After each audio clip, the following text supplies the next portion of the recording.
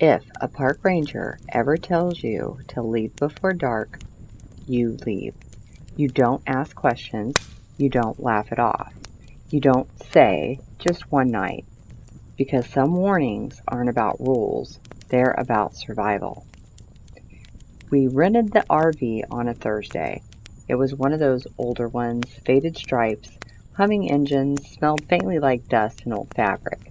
But it ran, and it was cheap, and that was enough for us. There were three of us, me, Danny, and Chris. Just a weekend trip. Something quiet, somewhere no signal, no people, no noise.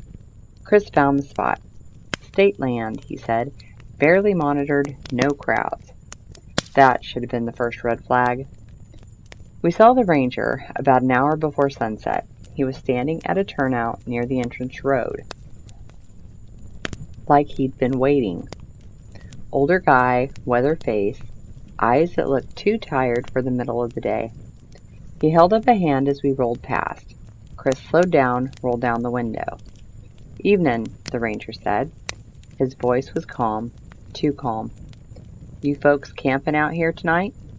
Chris nodded. "Yeah, just for the weekend." The ranger stared at the RV for a long moment, then at each of us. "You shouldn't." Chris chuckled. "We'll be fine." The ranger didn't smile. "Not about being fine," he said. "It's about being found." That killed the mood fast. Danny leaned forward. "Found by what?"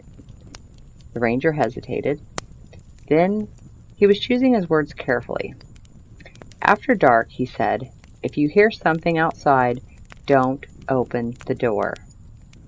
Chris rolled his eyes. "What, like bears?" The ranger shook his head slowly. "No." Silence stretched. Then he added, "And if it sounds like someone you know—" He stopped, swallowed. "Don't answer it." We drove off laughing, not because it was funny, because it was uncomfortable. We parked in a clearing about 2 miles in. It felt normal at first. Trees, open sky, a patch of dirt, just big enough for the RV.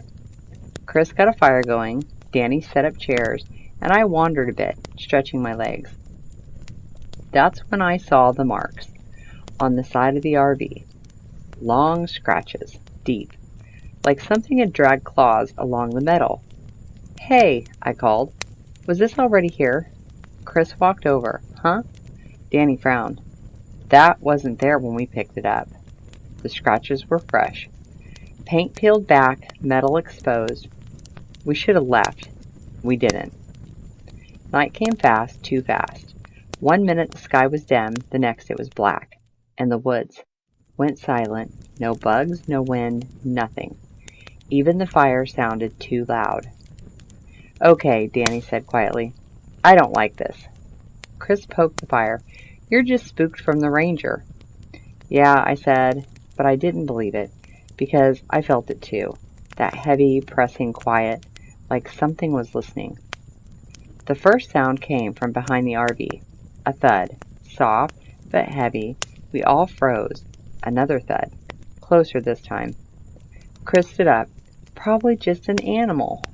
"Big animal," Danny whispered. Chris grabbed a flashlight. "I'll check it out." "Don't," I said. He looked at me. "Relax." And then he walked around the back of the RV. We waited. 10 seconds. 20. A full minute. "Chris," Danny called. No answer. I stood up. "Chris." Nothing. Then footsteps, coming back from around the RV. Slowly, dragging slightly. Chris stepped into the firelight, but something was wrong. He was smiling, too wide, eyes unfocused. "You guys should come see this," he said. His voice sounded off, like it was coming from deeper in his throat than usual. "What did you see?" I asked.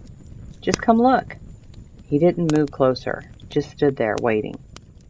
Danny grabbed my arm. "Don't," she whispered. I nodded, because suddenly I remembered the ranger. Chris's smile twitched. "You don't trust me?" he asked. That's when I saw it. His hands. They were shaking. Not like he was nervous, like he was struggling to stay still.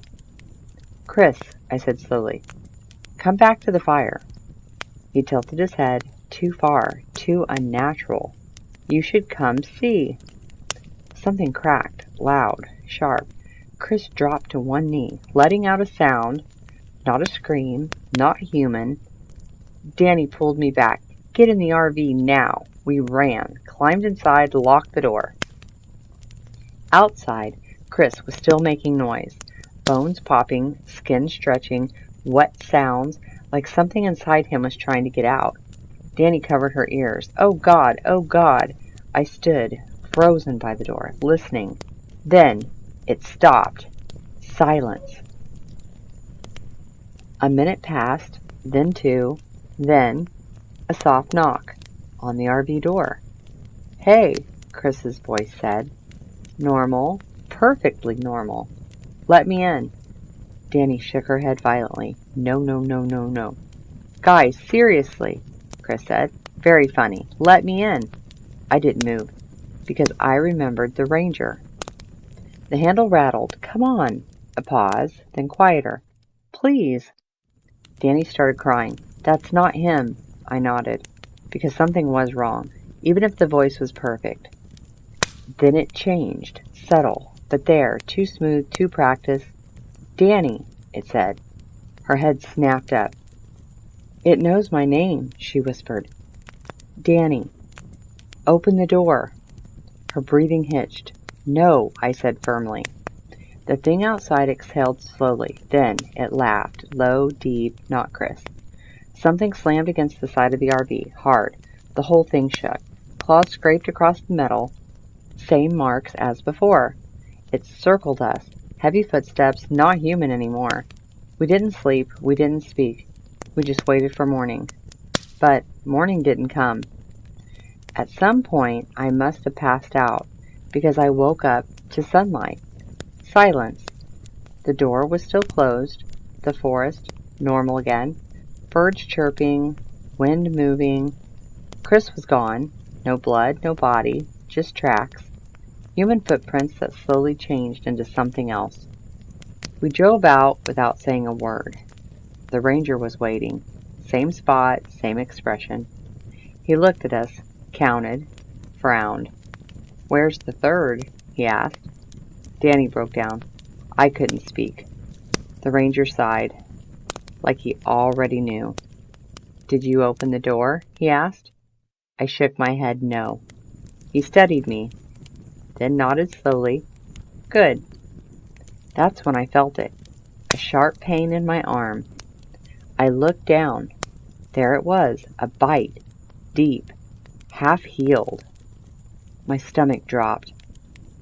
I started. The ranger's face went pale. "Did it get inside?" he asked.